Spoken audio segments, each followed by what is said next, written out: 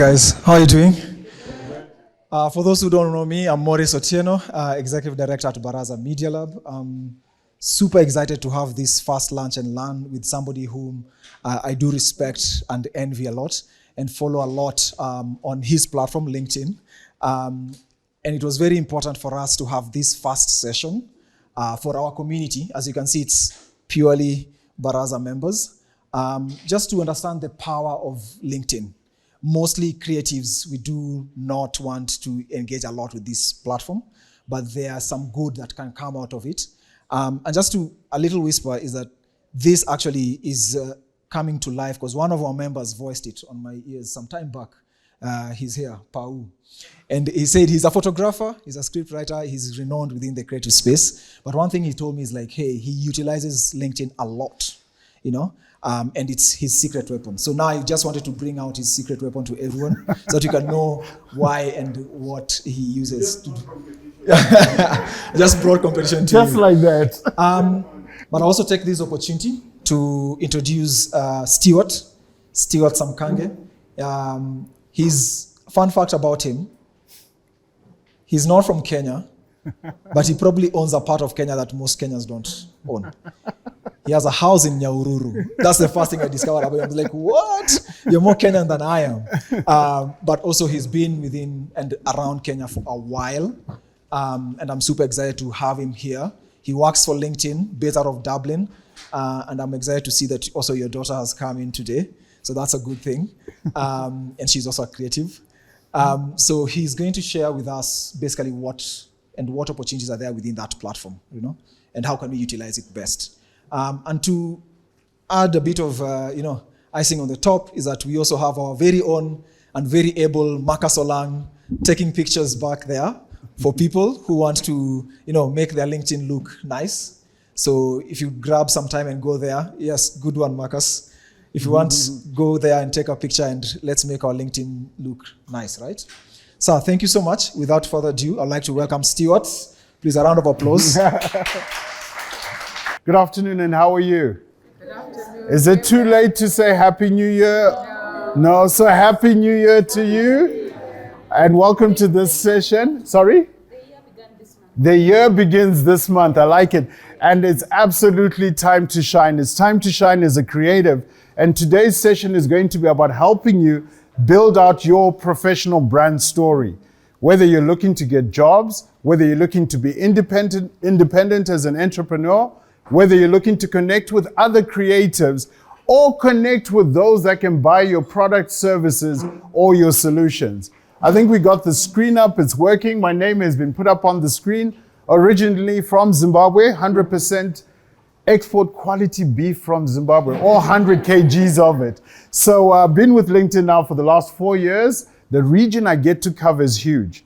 I get to cover Africa, Central Eastern Europe, and Southern Eastern Europe, predominantly working with academic institutions. But we'll set that aside for today's conversation and really focus on you and what it means to build out a LinkedIn profile. So with that, let's get started, and maybe, again, let's also make sure that everybody's comfortable with the fact that we are going to be recording this session. Some of our colleagues didn't make it. The slides, I'm not going to speak to every single slide. So if you see me skip something, it's deliberate. It's time management, and I'm only highlighting the things that I think are important, but there will be other things that you can read after the session and go through.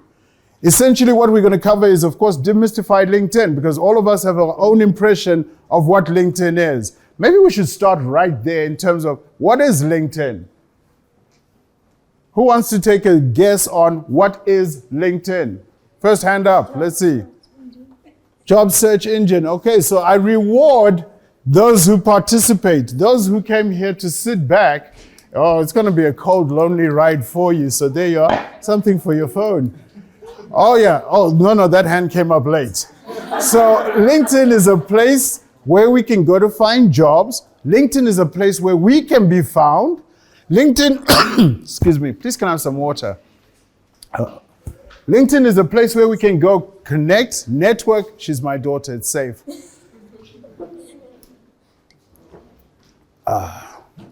So we can go and get jobs, we can go and connect, we can go and network, We can go and be found. That's the super magic in it, being found. We can also go and search for specific people that can help grow our career or give us business. But we'll get into that as we demystify it and talk about your story, your brand, and what it means. We'll talk about your network. So I know we're creators, we do use other platforms, but LinkedIn is not a popularity contest, right? It's not about how many followers you got or how many people you're connected with. It does matter, and I'll explain where it matters, but it's ultimately not a popularity contest. We should be intentionally connecting with people that we can do business with, people that have similar skills to ourselves, people in industries where we want to supply our services and our products. So we need to be intentional about building our network so that we have a good experience on the platform, so that we learn, we grow, and we connect, and we get opportunities. We'll talk about how you amplify your voice as a creative, and you guys are so lucky because you know why? How many miles, or should we say, yeah, I know miles more than kilometers. How many miles a day do you think the average person scrolls through on social media? How many miles do you think they scroll through? As you go on your feed and you're doing this scrolling, how many miles on average a day do you think a person goes through? 100, too high. Next one. Sorry? Too high. Next one. Closer. 1 mile a day. All of us go through about a mile a day on scrolling. What stops it? What stops us scrolling?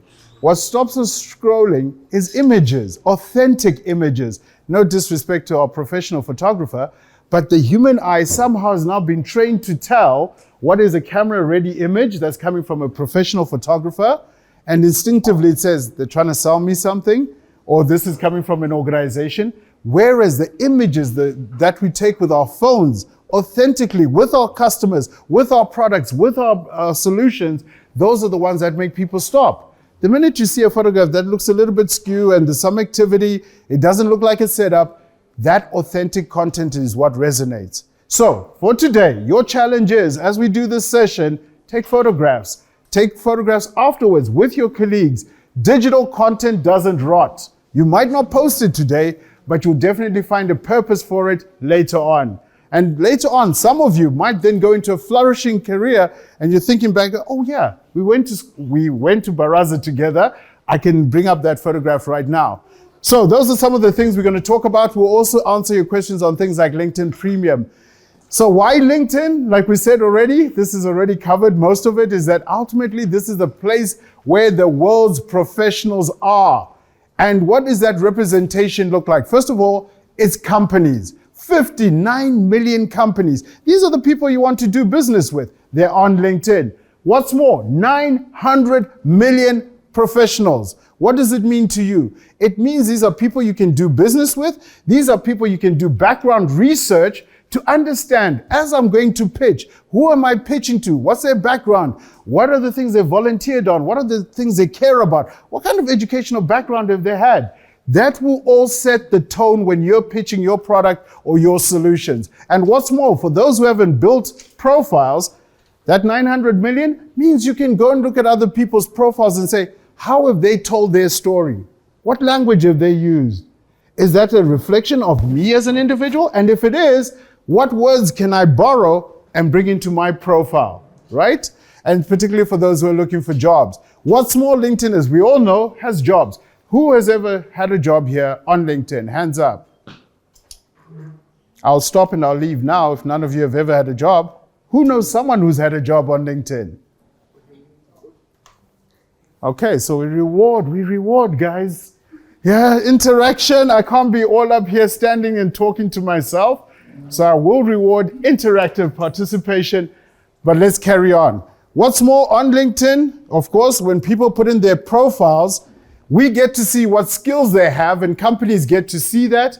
For you as an individual, in terms of skills, you can see some of the fastest growing skills that you need to invest in because companies are looking for those skills, or you'll be able to provide a unique product. What's more, there's content that's on LinkedIn. So hopefully that's demystified it for you. This is a quick splash in terms of geographically where the members lie.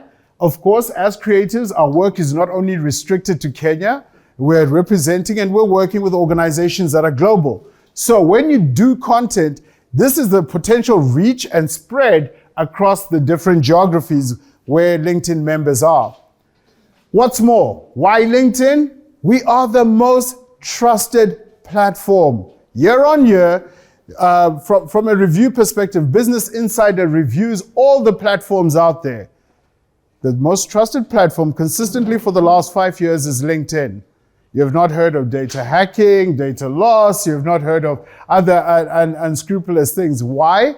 Because for us, it's about members first. What does that mean? That means on your profile, you choose what to share. You choose who can see it. So in terms of a profile photograph, I could be an executive and I say, I don't want people to see my photograph. I don't want them to see my email. I don't want them to see my phone number.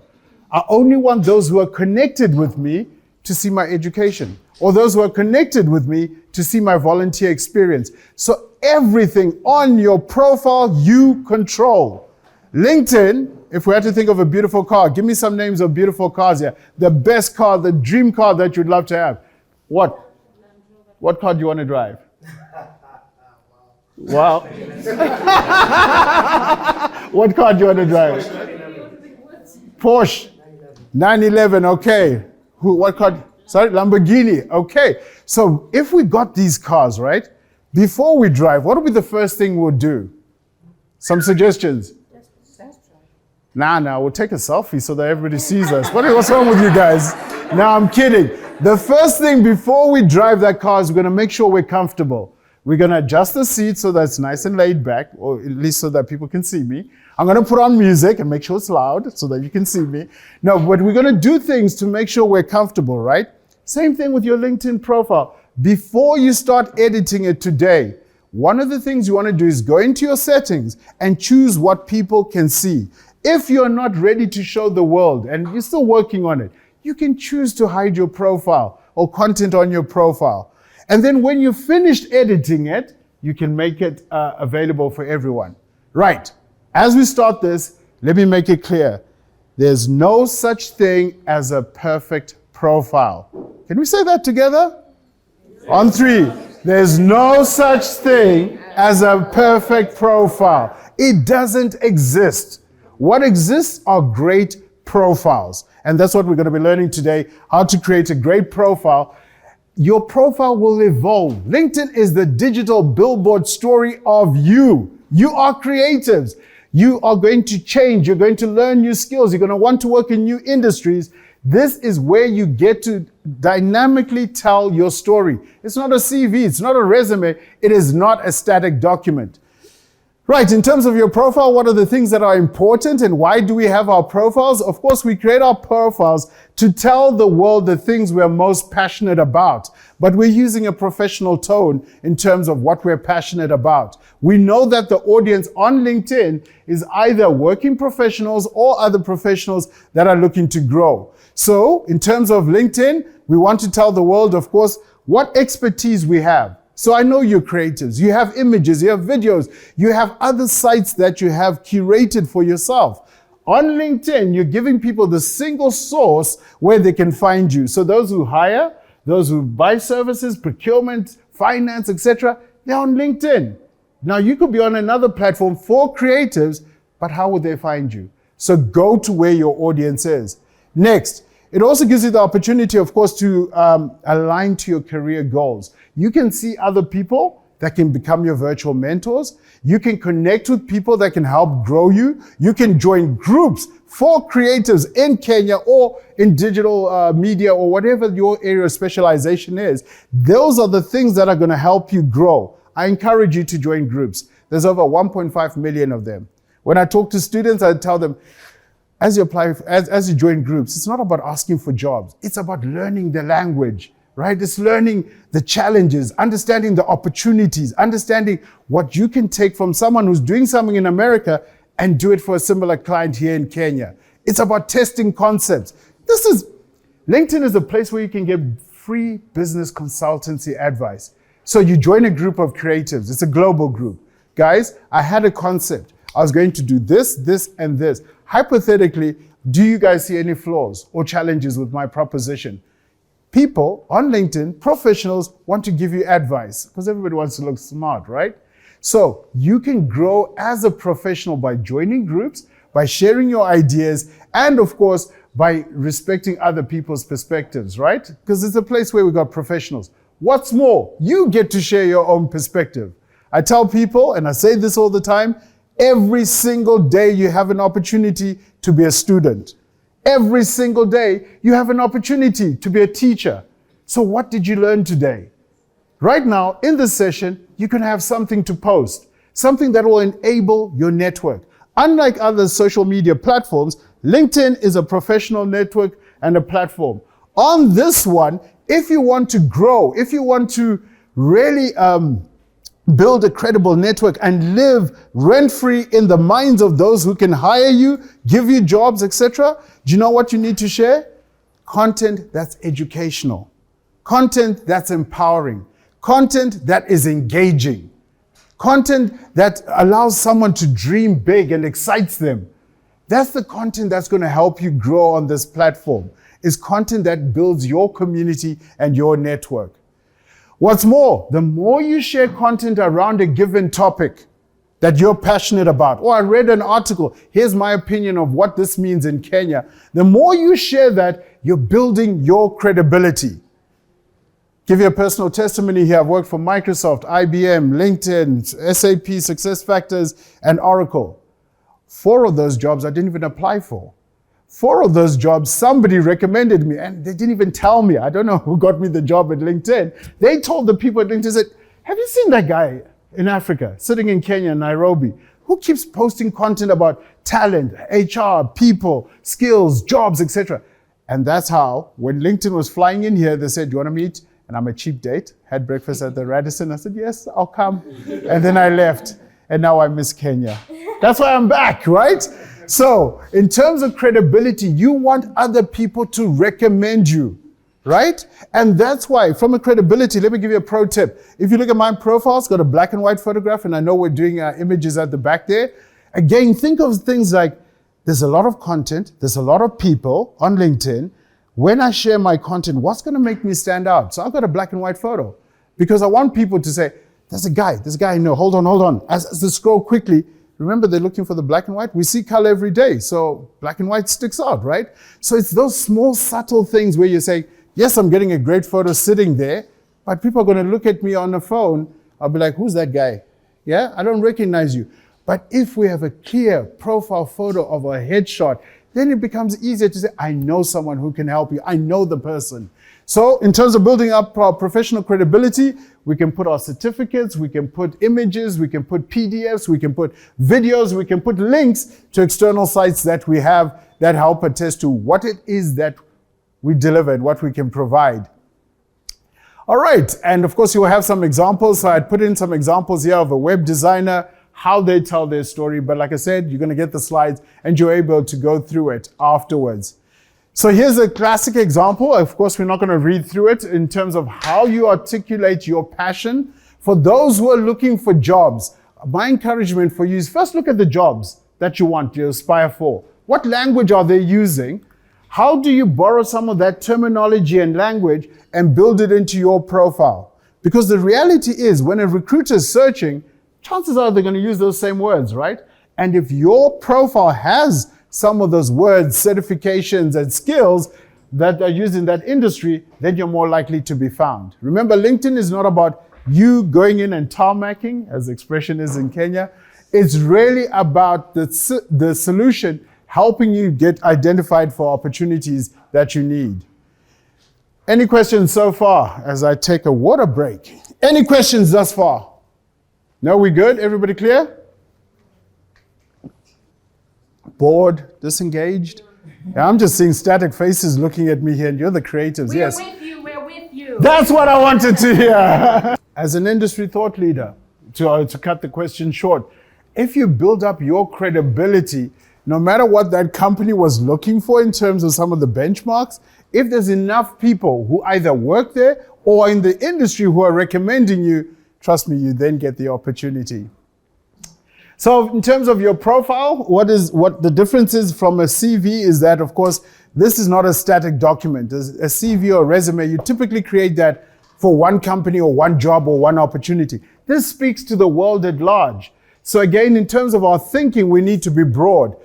What we can put on our profile, some of our recognitions, what we can put on LinkedIn is, of course, talking about the opportunities that exist. So if you hire me or you brought me into your organization, here's some of the skills I have, here's some of the results to prove that I've done this before, and here's some of the impact I could probably create in your organization. But you want to leave them hanging, right? You want them to be impressed by your profile, impressed by your content, but you want them to bring you in and then you wow them in your in-person presentation. And of course, you want to showcase your brand, and we talked about credibility. So in terms of LinkedIn, I'm just going to click this through. The first thing, it's underestimated, but it's your photograph. The most powerful thing is your photograph. Why? Because human beings process images 66,000 times faster than they read. So images are powerful. Images, like they say, a picture tells 1,000, well, pictures tells us, what's the expression? Exactly. So on our profiles, people don't connect with people they don't know. So let's have a warm, welcoming face. My recommendation, warm, welcoming face. You don't have to dress for the industry. There's no pressure for it. You don't have to stand behind a podium. The reason is most people will interact with you on the mobile phone. So the real estate for recognizing you is actually quite small. So this is my recommendation, because guess what? If you have a profile photo, people will connect up to you, will look at your profile 21 times more. If you don't have an image, are you going to connect with a stranger? Chances are not. Jeff Bezos says, your brand is what people say about you when you're not in the room, right? Your brand is what people say about you when you're not in the room. Now, if you don't have an image and your profile hasn't been updated, what is it saying about you? If you don't have a LinkedIn profile, what is it saying about you? In terms of profile photographs, you also have the opportunity to put a background image. Powerful real estate. You guys are creatives, right? You know that on websites, the top banner is, that's what you pay for. That's a premium, right? Now you have the opportunity to do it for free on your LinkedIn profile. So what image is going to help stimulate people to understand the industry you're in, the skills that you hold, the values that you can bring, the results that you've had? What image is going to bring that to life? Of course, you're creatives. I don't have to belabor the point, but you can add a background image that ultimately starts telling the story of your interest. I work in academia. I've got books, right? Why have I got books? I work in a digital sector. I know in academia, I'm working with professors and lecturers that studied reading books. And by the way, I also like reading books. My dad was in the book business, so there's a bit of nostalgia on why I have books, and it starts off a conversation. They're going, hold on, you've worked in tech all of your life. How come you don't have a Kindle, or you don't have some other digital way of reading? I don't actually like those. I prefer real books, because you can see when you're getting to the end and it builds up excitement. It's different, right? In terms of our profile photographs, you have some choice in terms of what you can do. And there's a couple of images here. I know family, friends, pets, and spouses are important, but this is your professional brand, okay? So just us need to be in this, right? Because this is those who can hire us, give us jobs, and pay bills for the services we've provided. And we want to look professional because this is the professional platform. I've given you some examples of some pictures done right so that you can be inspired and you can, again, adjust your own. Like I said, 60 to 80% just your face. And of course, it makes it easier to meet people and to relate with people. Speaking of meeting people, we haven't met, have we? So I'm going to pass around my phone. It's got my contact details and it's got a QR code on it. The QR code is going to take you to a site where you're going to get more information. Some of it will be kind of speaking to youth, college, university, but essentially the messages are all the same in terms of how to build your profile, how to hunt for a job, etc. So I'll pass this round. What's more, see the QR code? Did you know all of us have a QR code on our LinkedIn? Did we? No? No. Okay. So you have a QR code on your LinkedIn, and I'll show you how to do it. Someone needs to remind me, but it lets you be creative in terms of your business card. So now when I arrive somewhere and someone says, oh, we need an ID, I'm like, I don't have it, dude. I can give you a card. But already I'm making that lasting impression. It's small, we're saving trees. The QR code was gonna take you over to my profile. So in terms of the real world, typically we give people business cards, and then later on they look in the person, they go, who's this? Where did I meet them? Why do I have their card? But this takes people to your profile. Let's say you haven't printed a card. You can, next time you meet someone, you say, do you have a phone? Yes. Are you on LinkedIn? Yes. Oh, actually, can we connect? Once we've connected, and of course I can scan his code, he can scan mine, I now know why I made that connection. And when I'm reflecting or doing a follow-up, I'm able to say, I met that marketing manager at that rugby event, and he said they might be doing something where I can contribute creatively.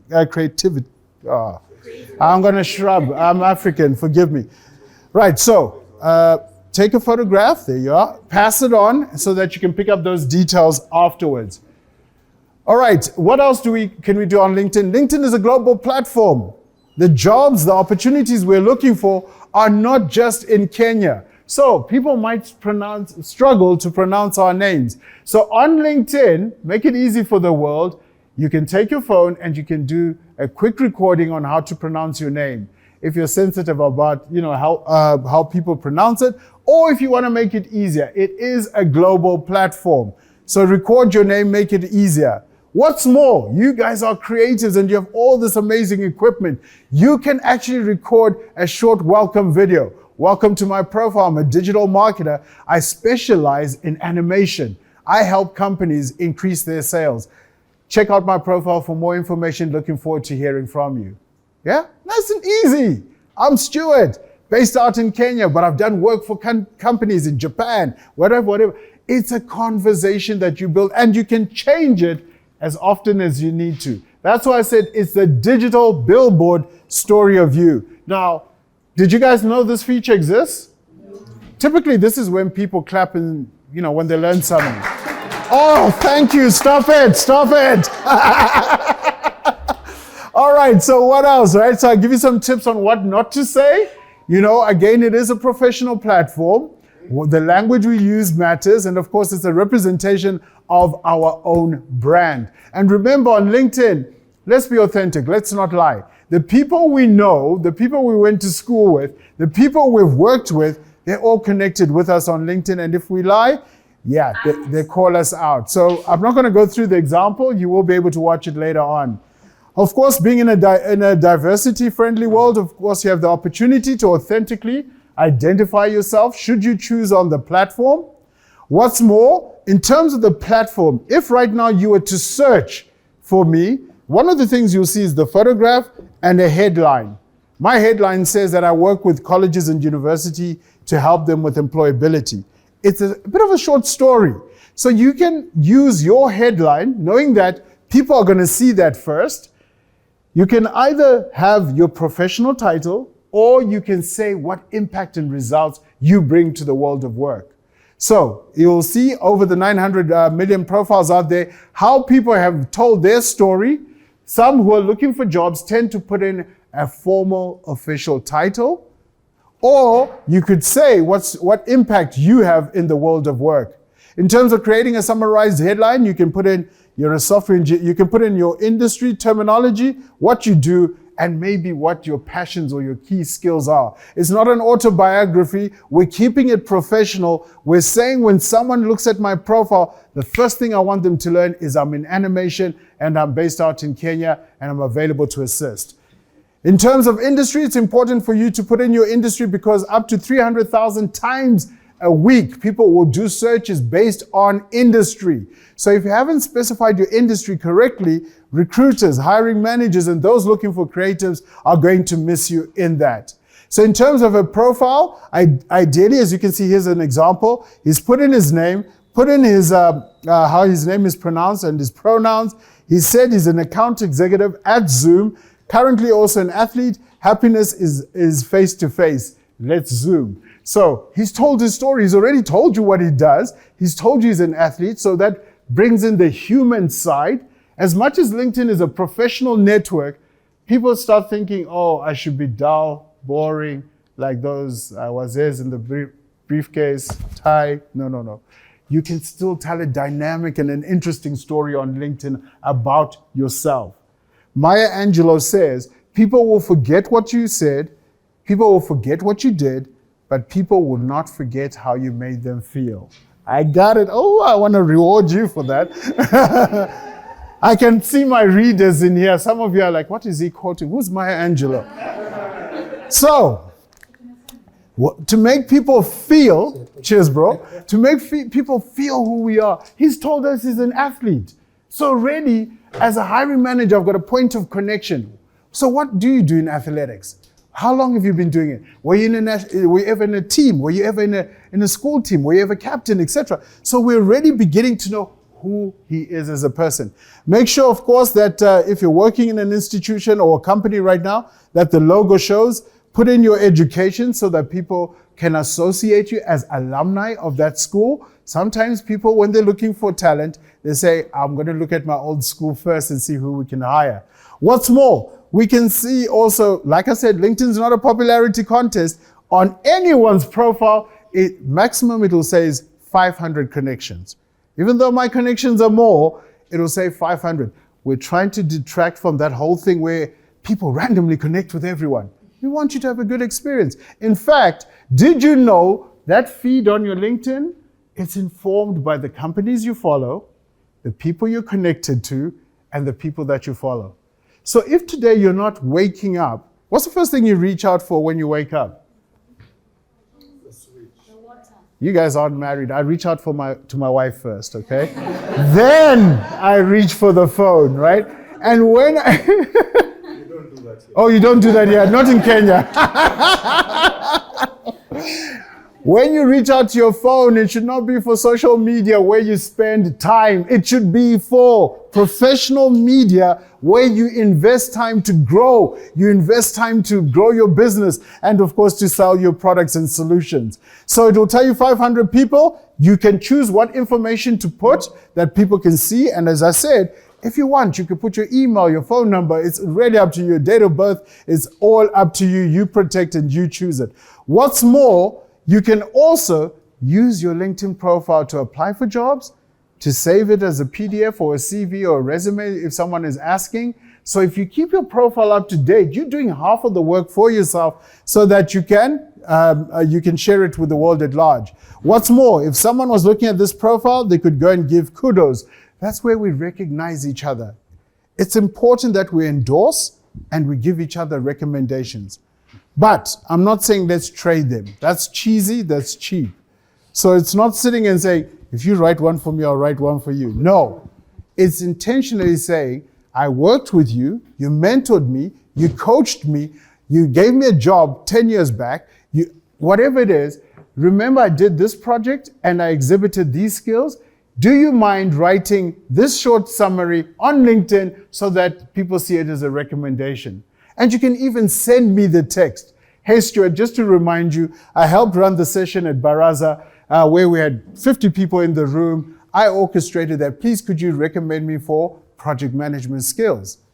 But Stewart, I'm not going to ask you I'm not going to give you a recommendation because I want it to be authentic. So that's what you can do in terms of recommendations and endorsements.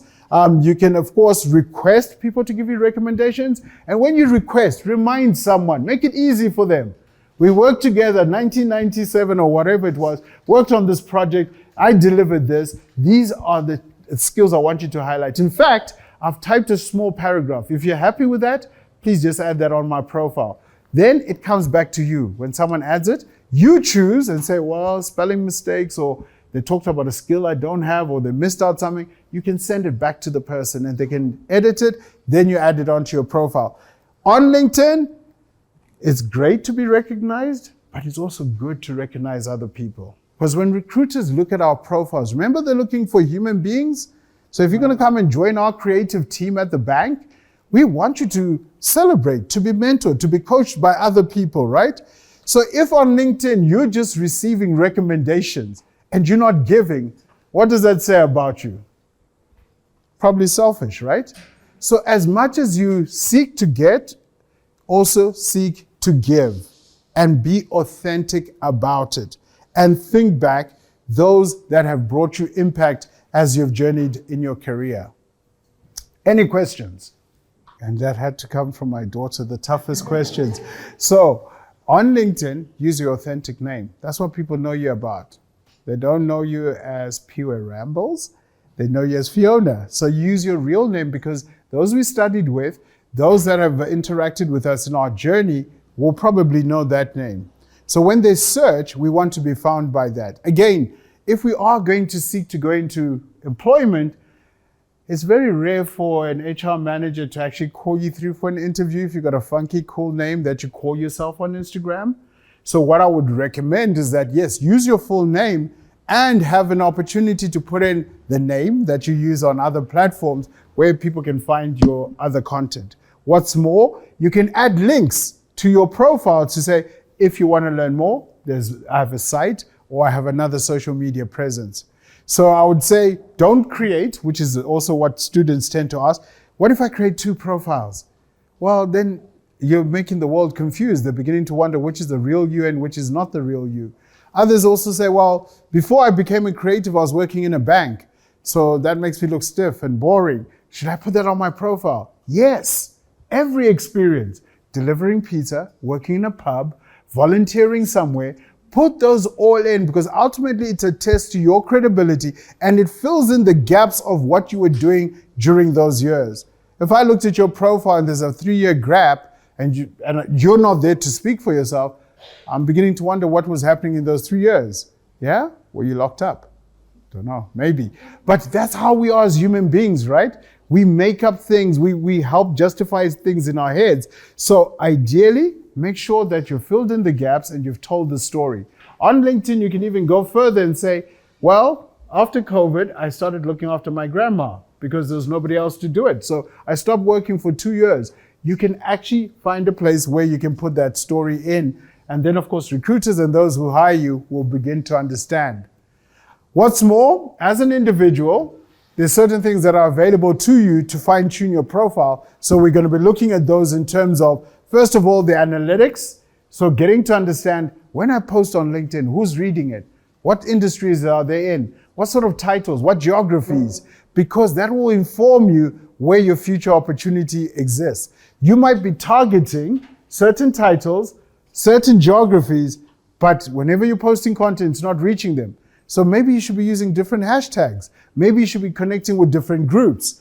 What's more, you have the opportunity to switch on the creator mode on LinkedIn. On creator mode, what it does for you when you switch it on, it's just literally switching on a button, is that it will help showcase your content and give you access to creative tools that LinkedIn continues to add on to the platform. So as creators, this is your first stop and your first step is to then say, well, how do I switch on the creator mode? Of course, it's only done on your own profile. And then on that, you will then start getting ideas from LinkedIn on what type of content to post and what other content creators are trending on. So that for that week, you could then say, well, if this topic is trending, this could be something that my audience wants to hear about, but I'm going to put a Kenya spin to that conversation. In terms of activating it, it will help you reach a wider audience and showcase your content. Now, that's powerful, right? The things we create, the images, the videos, and all the other creative work you do, you can have it front and center on your profile. What does that mean? That means when you meet someone socially, what do? You're like, actually, you got a second? Hold on a sec. So instead of opening up my laptop, PowerPoint, and all of that, I'm opening up a PDF that's on my profile. I'm saying, let me give you an example. This is work I did for Coca-Cola. This is work I did for Equity Bank. And this is a project I'm working on right now, a new concept, etc. So your business is on your phone. It's on your device, right? So it means as a creative, that pressure of, I need a business card. You don't have that anymore. That pressure of, I need to get an audience or get a projector, a room to present my pitch. You've got it on your phone. And what's more, once you've connected with that person, when they look you up, front and center, they're going to see those PDFs. They're going to see that infographic. They're going to see your customer reference or story. So use it to ensure that your content is coming up on the area where it says featured. What's more, as a content creator, you can choose the topics, the hashtags that you want to be known for, so that when people search for those hashtags, your content then comes up. There's a lot more to do on Creator, but we're limited on time. Changes that you can make is, of course, if you go into the More section, you can add more documents. You can also display the number of followers that you have as a choice, if that will encourage your network to connect up with you. And you can choose 5 topical hashtags that you want to associate with your personal brand and to be known for. So again, when someone looks at your profile, like if you look at mine, it'll say jobs, employability, university, colleges, and skills for jobs. That's what I want to be known for, and that's the area where my subject matter expertise are. As I said, you can feature either things that you've created, images, examples, short videos. You can put those on your profile so that at least when people look it up, they get to see it. So there's some examples of some of the creative things that you can associate with your profile. Next, probably the hardest things people struggle with on LinkedIn is telling their own story. On LinkedIn, there's a part that says summary. That's an about you section where you tell your story. And a lot of people are like, what do I write there? And the best way to picture it is an elevator pitch. If today you were to meet the most important person who can influence your financial success or your growth in terms of skills, what would you tell them? You'd introduce yourself. This is who I am. These are the unique skills or some of the results and impact I've had. And this is why you want to talk to me, right? Why you want to have a conversation as we exit out of the elevator. So keep it succinct. It's not an obituary. It's not a, what do they call it? A eulogy. What is it? I need to hook you up. The rest of, so it's not a eulogy. It's not your life story, right? So ultimately, I think I've run out of pop sockets. Okay. So ultimately, what you want to do is leave people wanting more. Sorry, I've run out of pop sockets.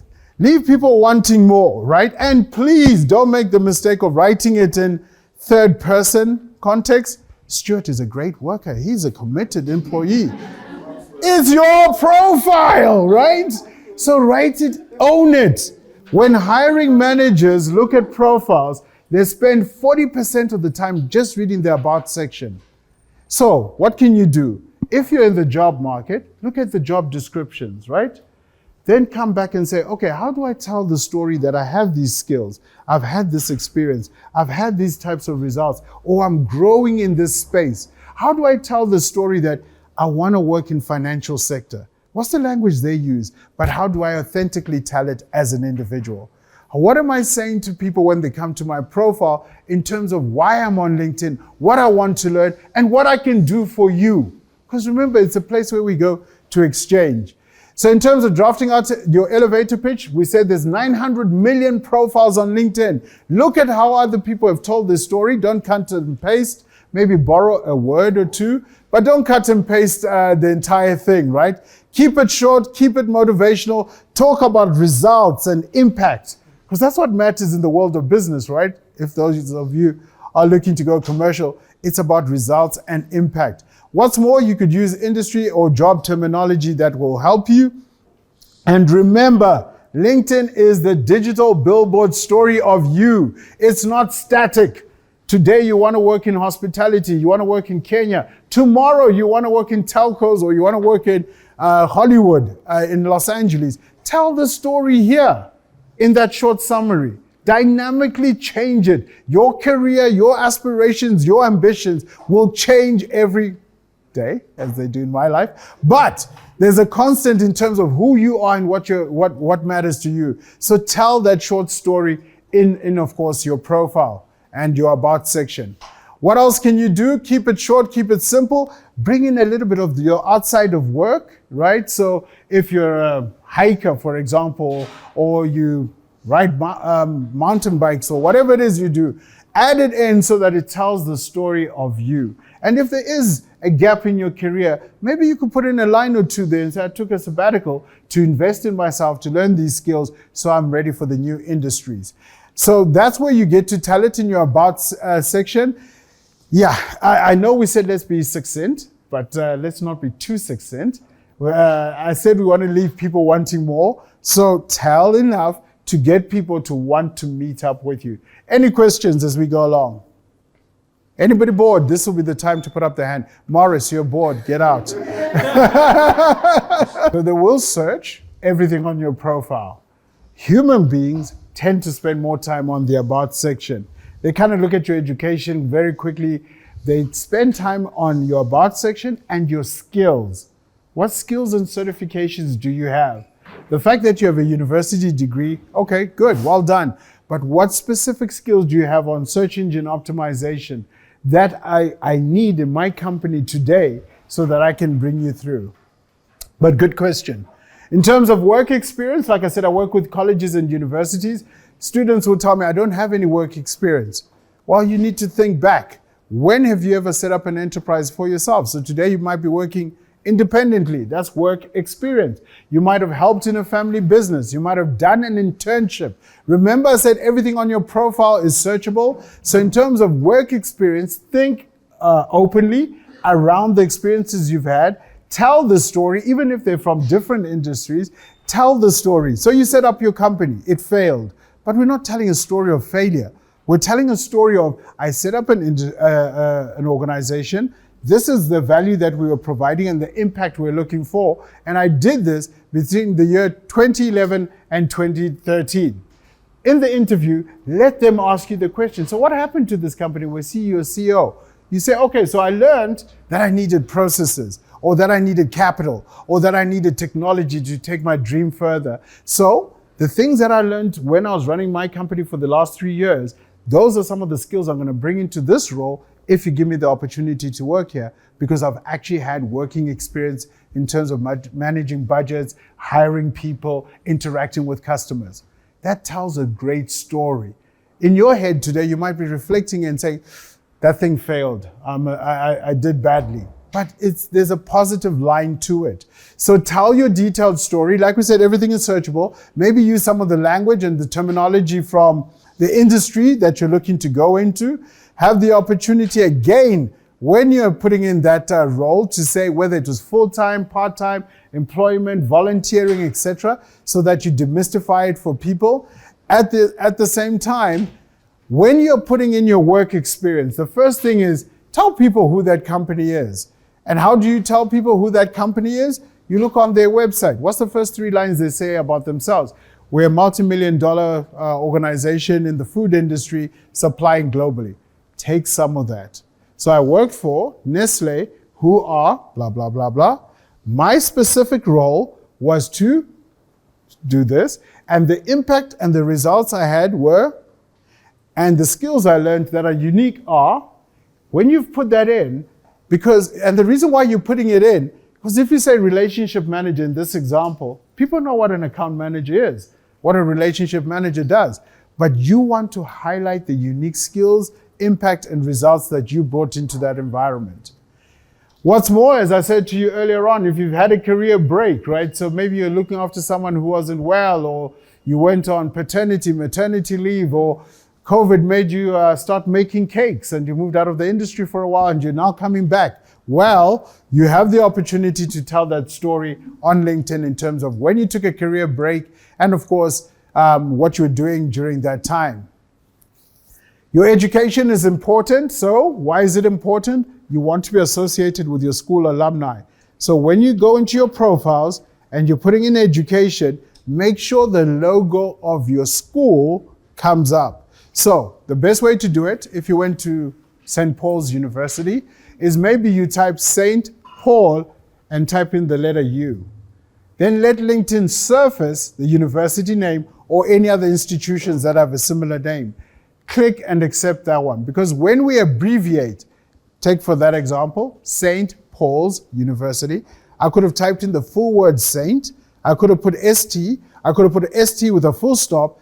If we do that, and this institution has used one particular type, we're not then part of the alumni network, which means you miss out on opportunities. For those of you looking for jobs, one of the things I say is go onto LinkedIn, go to your university or your college, look at the alumni, reach out to those in similar jobs or similar industries. But it's not to reach out and say, hey, dude, can you employ me? Because you can see his profile says he's not a manager. What you're reaching out to do is get informational interviews. Tell me more about the bank. Tell me how you got in. Why did you invest in this skill? What other skill would you recommend for me? What are the problems they're facing? And why are they hiring for this role? All of that helps you understand them more so that when you're given a chance to be interviewed, you stand out. Are we together? Does it make sense? Yes. All right, super. How do we bring in the human side of ourselves into our profile? Our volunteer experience, the things we will do for the world for no commercial gain. Put them in. Are you concerned about children? Are you concerned about animals? Are you concerned about climate? What is it that you do outside of your professional life to help the world? So if you're in Rotary, this could be the game changer. The guy who's interviewing you could be a Rotary member, right? The guy you're meeting up with could have participated in a Red Cross initiative last month. And remember, companies, organizations, government institutions, all of them do corporate social responsibility activities. So if you're planting trees and that's your passion, who knows? It could be aligned with that organization, and now you're getting that thing that gets you into the room. So put in your volunteer experience. What's more, I encourage you to continue to invest in yourself. If anything you'll take away from today, become a lifelong learner. Invest in getting skills, short-term skills that you can add to your profile. Because when they are searching, remember, when someone has a problem, they're going to search by a particular skill type, right? And they're going to search by location, and they're going to search by industry. We want our profiles to be found. So any accomplishments, certificates, and things that you've had, add them onto your LinkedIn profile. We're getting close to the network.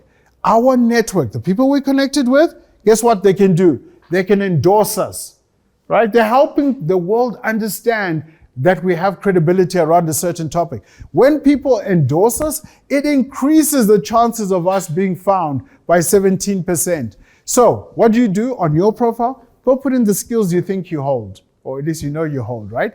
Those you're connected with will then come in and say, yeah, I've seen you do digital marketing. I've seen you do animation. I've seen you do search engine optimization. They will endorse us, and that's what will help our profile stand out. If people have endorsed you in the past for Microsoft Word or any other skill that you had, you can move those down, and the new age skills that you've got now, you can have those at the top so that you can get endorsed. What's more, endorse other people as well.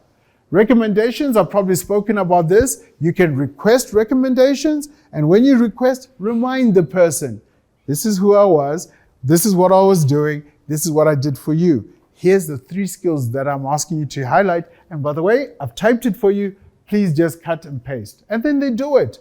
And then now, for a recruiter or a hiring manager, unlike a resume where we say contact details may be provided for references, now someone who's looking at your profile is going, hold on, the CEO from this company recommended you. The project manager from this organization recommended you. This agency say they give you work and they recommend you. So in terms of credibility, remember as a recruiter, I'm interviewing you so you can meet my board and you can meet my bosses. My reputation's at stake. So I only have a few days to find someone. So as I do my searches, help make my life easier, right? You showed me your skills, your work experience, you showed me your certifications, and I can see people are publicly endorsing you, and I can see you are also giving recommendations. So I'm more confident as a recruiter or as someone who's saying, let us bring in a new creative to do our digital work. I've done some research. This is who he is. Let him come in. Are we together? Motivated? Yes. Yeah. All right. So what else can we do? We can add in accomplishments. We live in a global world. So if you speak another language, put it in. It will give you a competitive advantage. As you know, the UN is here, and the UN, one of the key things they test when they're hiring people is your proficiency on multiple languages, right? So it does open up doors for you to do work in Kenya or outside of Kenya. We're going to skip the questions and go straight into your professional network and explain and demystify what the network looks like. So this is you.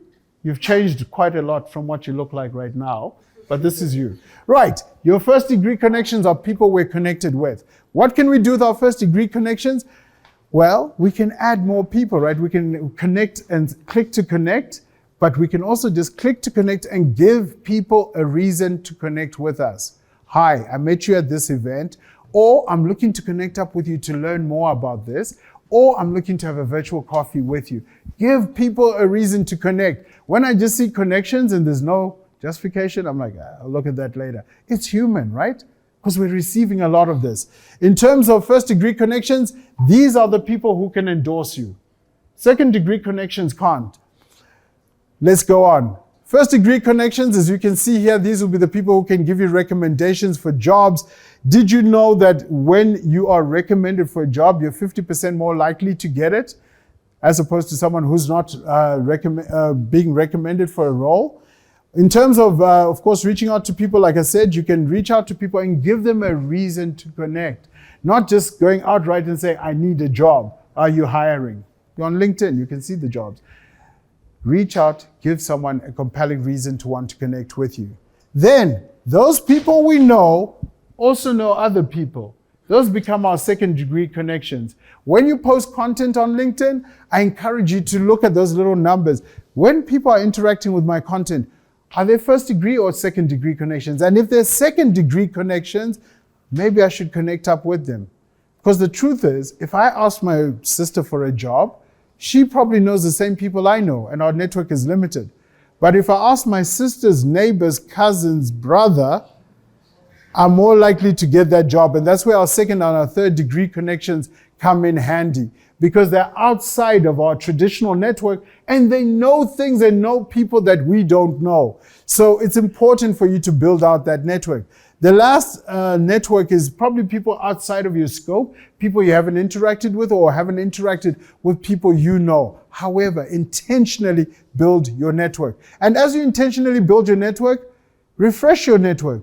So if I connected with people outside of my industry or family, relatives, friends, etc., and there's no benefit and I'm not seeing content that helps me, you can unconnect from them, right? Don't worry, LinkedIn doesn't tell them.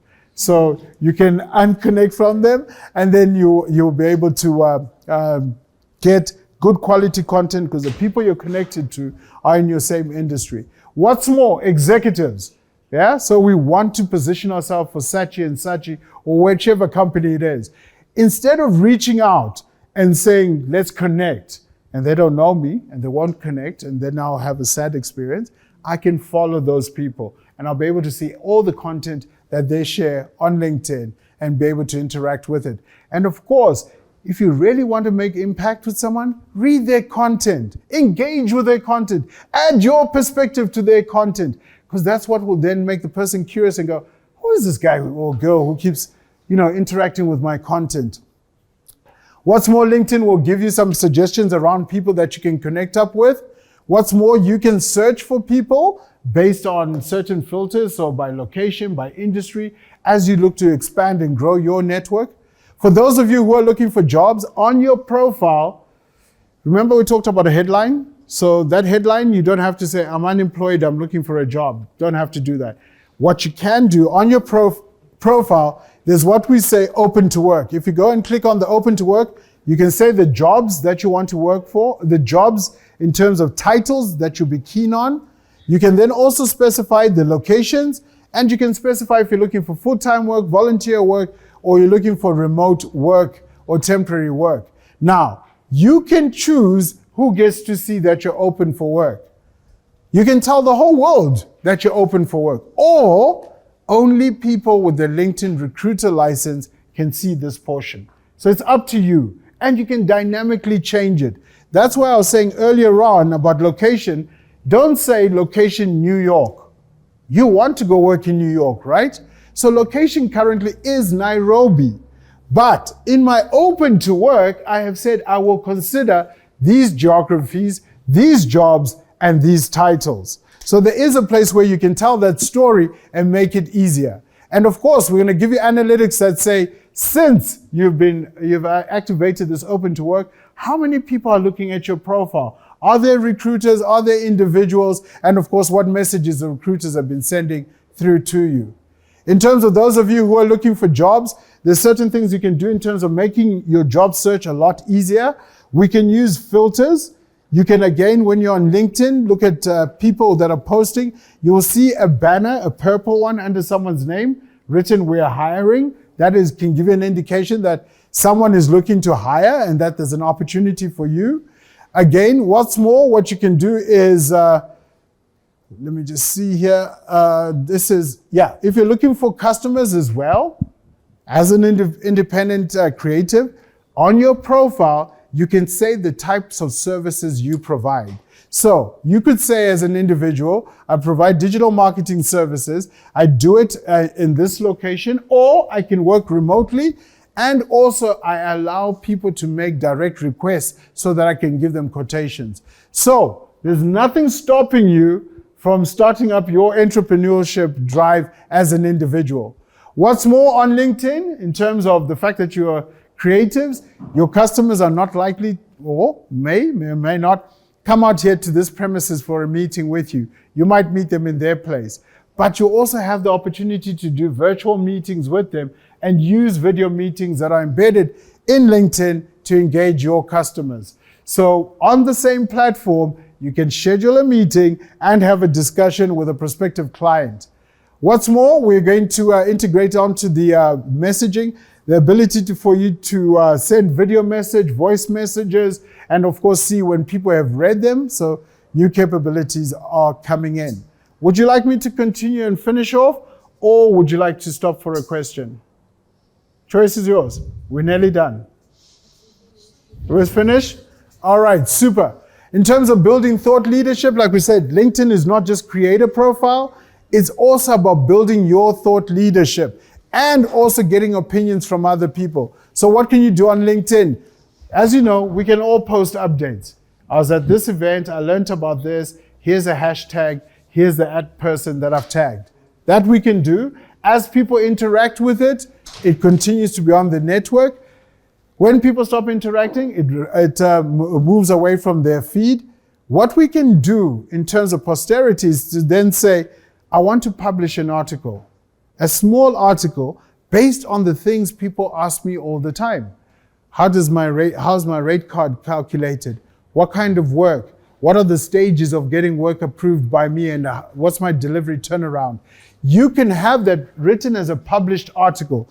If you have it as a published article, remember where we saw the featured topics? You could have that document. So if I meet you in person, I can say, hey, good question that you've asked. Here's my rates. They are associated with my profile. What else can we do in terms of posting content? You have the ability, and LinkedIn gives you suggestions when you're posting. Post an image, post a poll. You can run polls again on LinkedIn. If you're trying to build up an awareness of a certain thing, run a poll on LinkedIn. You can add photographs. You can tell people you're hiring. You can look for an expert. You can celebrate other people, right, on LinkedIn. And of course, there's some templates ready-made for you. What's more, you can choose, because LinkedIn, as you can see, is connected with, you have an opportunity to connect it to your Twitter. You can then say, well, when I post here, I want it to also then show up on my Twitter feed. Some of the best practices for posting: keep it authentic. Keep it short and succinct. People don't want to read a whole book. If they need to, send them over to your website. Keep it engaging, empower, educate, excite people about opportunities. Ask questions. Share your perspective and say, here's my top 5 tips on digital marketing, but only share 4. And then ask your network, what's the 5th point that I've missed out and that we should add? Add rich media. Remember we said people thumb stop when they see something interesting? So add media to it, because people are lazy. They don't always read text on its own unless it's really compelling. And you can do that on LinkedIn. When you tell your story about from campus to where you are today, no images required, because you're putting an authentic story, people will engage with it. What's more, look to reciprocate with other people. If you publish, it becomes part of your profile, it gets widely shared on the network, and is more likely to reach more professionals than just a regular update. So in terms of publishing, same sort of thing. Put a headline that's captivating, keep the article short, use images to make it stand out, and of course use hashtags or tag people to bring them into the conversation. In terms of what is the best time to post on LinkedIn, I think it's open. It continues to change. I will share these slides with you so that you can go through them and identify when is best for you. I tend to think of, right now, what is my customer doing, or the people I want to interact with? It's 12:30, they're about to go for lunch. They've got time to look at their profiles. Or right now, it's 4:30, they're commuting home. So those who are being driven, those who are in a bus or whatever, have time for my content. So I posted that time. If I know my audience is into a particular sport, again, I choose not to post during that time. What's more, you can track and see who's seen it, what titles they have, and of course, which geographies they come from. As we start wrapping it up, in terms of LinkedIn, what else it can do for you as individuals? You can go in to learn. It's a place where you go to know more from other people out there. You can go in and follow the companies you want to work with or work for. Recruiters get to see, or anyone. When I look at your profile, I can see the companies you follow. What does that tell me? It tells me who influences your thinking. If I see you've got 7 technology companies or 8 advertising industry companies, the big ones, I know you're invested in this industry, right? But if you don't follow those companies or you're following other companies, I'm like, so where does your thought leadership come from? That's what I begin to question. Follow influencers on LinkedIn. Of course, it's not about popularity. We tend to find industry captains that are professional, and of course, you can follow them. Choose also to follow certain hashtags based on your industry sector or where you want to work, so that LinkedIn starts sending you that feed. Like we said, you can join groups on LinkedIn. There's over 1.5 million groups on LinkedIn for different industries. In terms of getting alerts, you can choose to set up to get alerts for specific industries, locations, and companies. You can choose that LinkedIn will tell you every time that company posts or that individual posts out content. What's more, to save your battery and to reduce your eye strain, you can move from the traditional white background on LinkedIn and use, of course, the dark background. In terms of what else we can get on our LinkedIn, here's where I was telling you, LinkedIn is your business card. So what do? You go to your notifications, you go to the search bar, and then you'll see a QR code in the corner. You can either get your picture and QR code and download it, and you see you can share it with somebody, or you can save it to your photos, and then you can get someone or yourself to print out a small business card.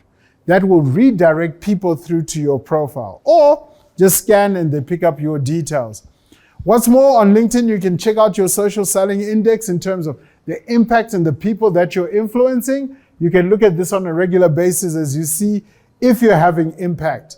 In terms of continuous growth on LinkedIn, you can join video calls, like we said, video events, live streams. Yesterday, I don't know, did anyone watch me yesterday, if at all? Oh, just Morris, just one. I did a live stream session here at the Radisson with Morris Oduro Otieno, and we're talking about leadership skills and who needs them and what skills you need as he's gone through his career. You can join audio events, or you can also join in live broadcasts. This is all to help you stay informed and so that you grow your skills. What's more, as creatives, I would encourage you, go to your URL on LinkedIn and go and customize it. So LinkedIn typically will give you a long URL. You can go on your profile, click on the pencil where it says URL, and you can now just have your name. Or this is the chance to use your pet name or whatever people know you by. So just making it easier. In terms of LinkedIn Premium, I put this up because people always ask the question.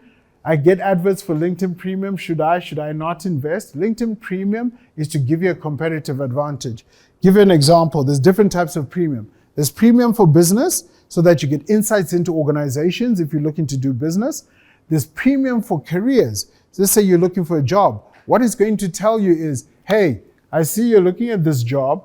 These are the 10 skills they need. You only have 4 on your profile.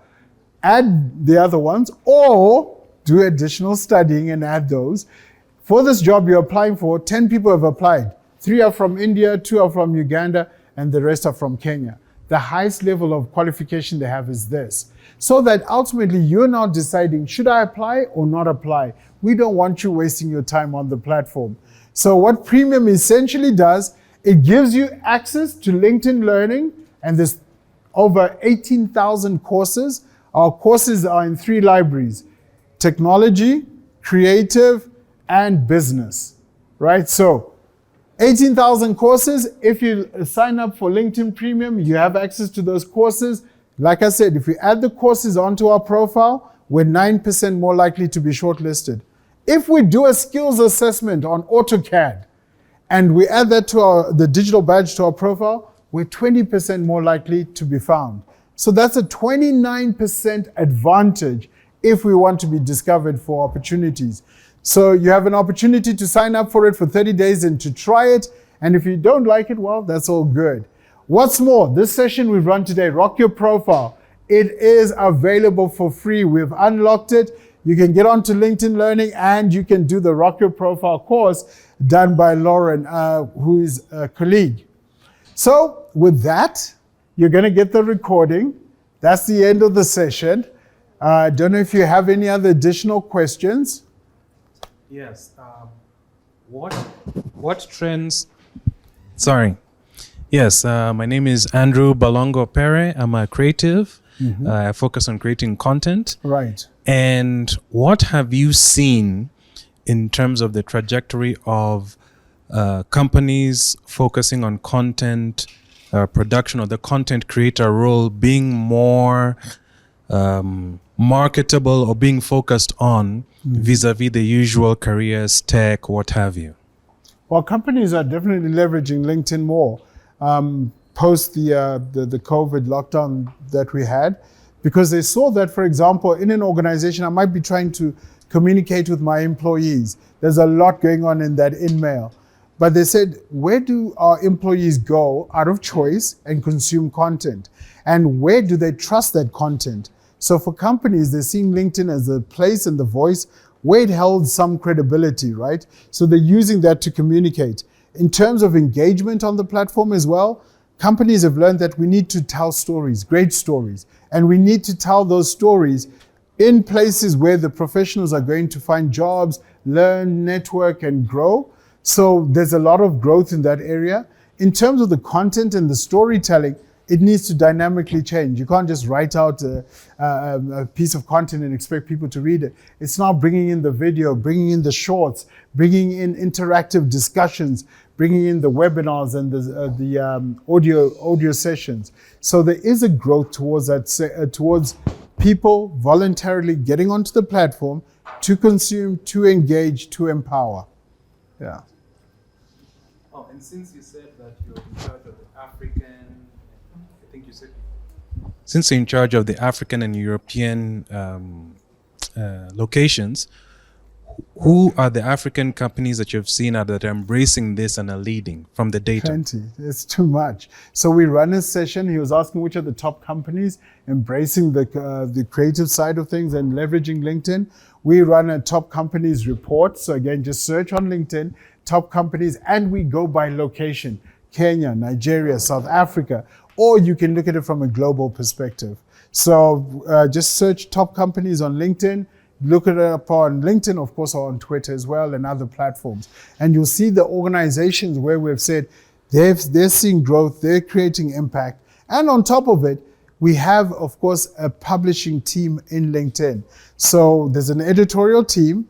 So if you look up and say LinkedIn Africa News, you'll find that they're curating content from people like yourself and sharing it as LinkedIn as news from Africa. So there's an opportunity for you to contribute in that space.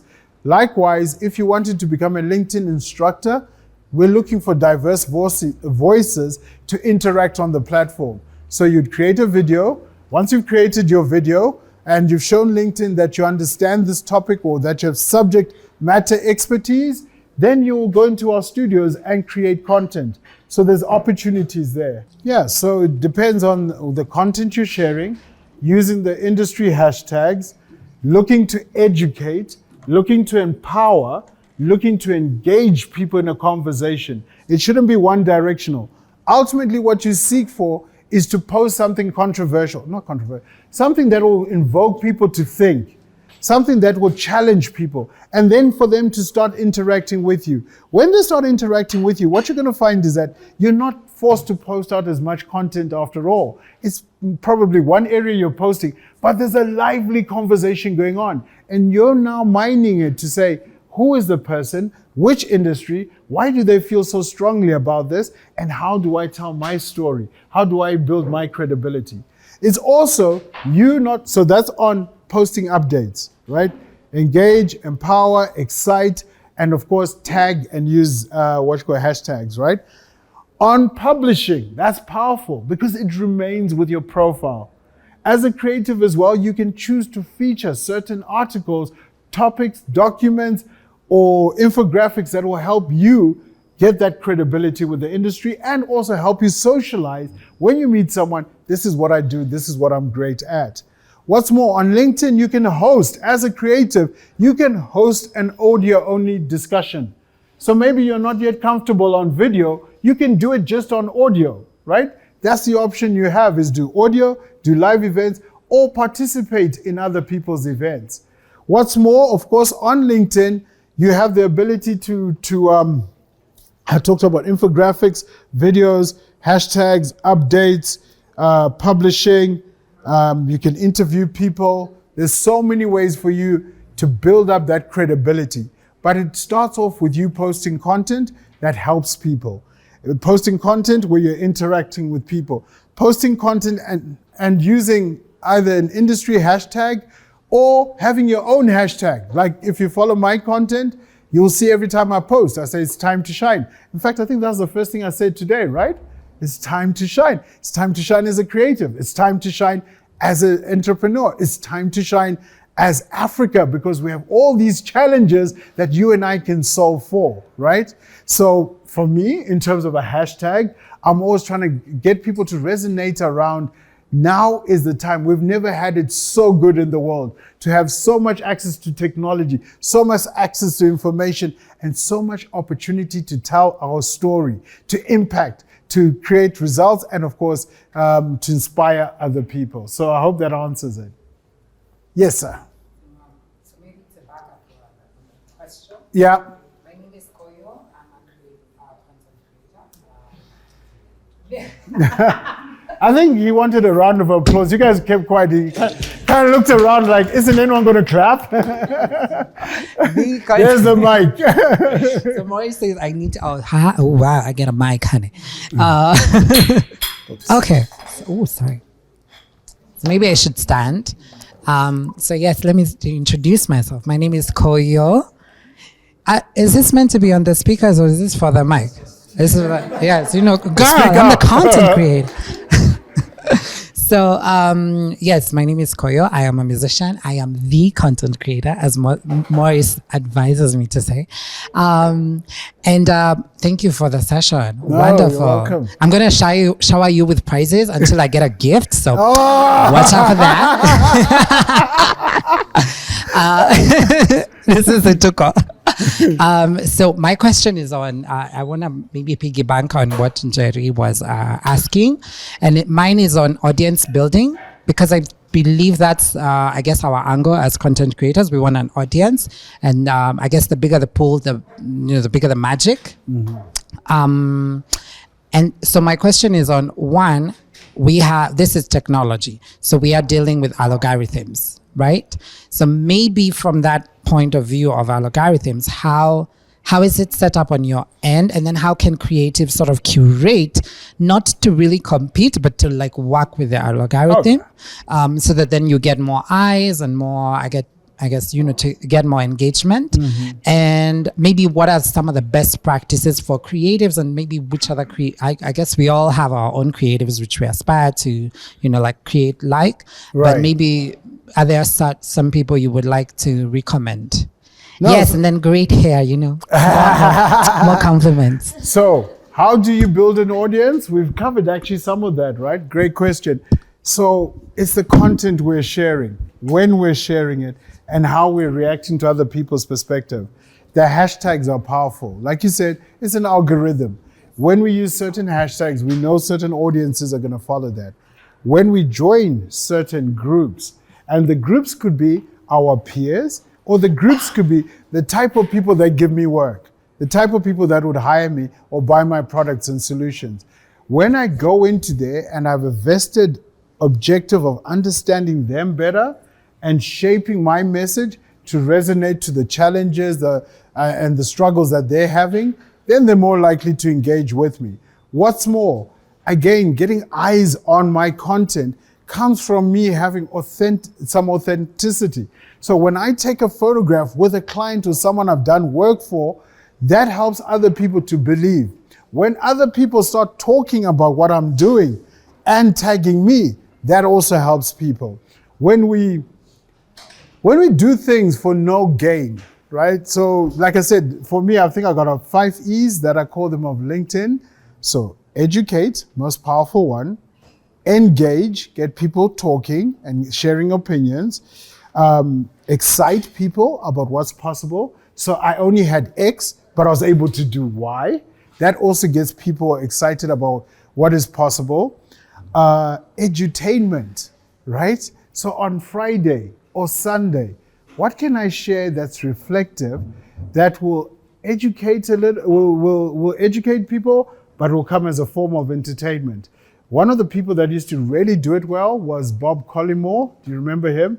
He used to write articles every Sunday, and he'll be talking about his life as a youth, the challenges he had, where he came from, the difference with Kenya, and that sort of thing. When we share authentic content, people tend to resonate with it. When we do it consistently, now unlike other social media, where you're going to find that if you post something, 100,000 people are going to like it instantaneously, whether they've read it or not. People on LinkedIn tend to be a little bit discerning. So I might read your content, but I haven't actually gone in and liked it, right? Or commented or anything else. That's okay. Continue on that journey. You're building up your credibility engine to a point where people are connecting with you. Then they start commenting, then they start liking. The most powerful thing people can do for you on LinkedIn is repost your content. Because remember, I've shared it with people I know. But you've shared it with people you know that I don't know. So more people are getting to know about what I stand for. So look to build, don't look to sell, look to solve problems, and look to give examples, tangible examples of this is what I did and what it's doing for them. I did this concept, but I've improved it this way. All of that, as you start sharing it, you build up that engine of people that start looking to you as a subject matter expert for those types of things. So there's no silver bullet in terms of how do I go viral? How do I become a LinkedIn influencer? By the way, nobody knows how to become a LinkedIn influencer. We have a little room, a dungeon with people sitting at the back. No, I'm kidding. It's not based on how many people follow you. It's not based on how many people you follow or connected to, but it's about your subject matter expertise. And that's why you'll see that it's a very low number, and that it tends to be industry captains. Follow them, engage with them, post, make reference to their content, right? Likewise, think about your own geography. This place where we are, Kenya, who's posting, who's an industry leader? How do I amplify what they're doing? How do I endorse them? How do I recommend them? How do I add my opinion? How do I bring them into my conversation? How do I attend more industry events and treat myself like a reporter? This is what I attended. Here's 3 things that I learned and why you should have attended this. Someone else starts looking to you for industry information. So be known as an industry expert by building content that's related to that industry and continuously engaging. Even if people are not liking, engaging, and commenting, you're building up that credibility engine and you're becoming more comfortable with it as an individual.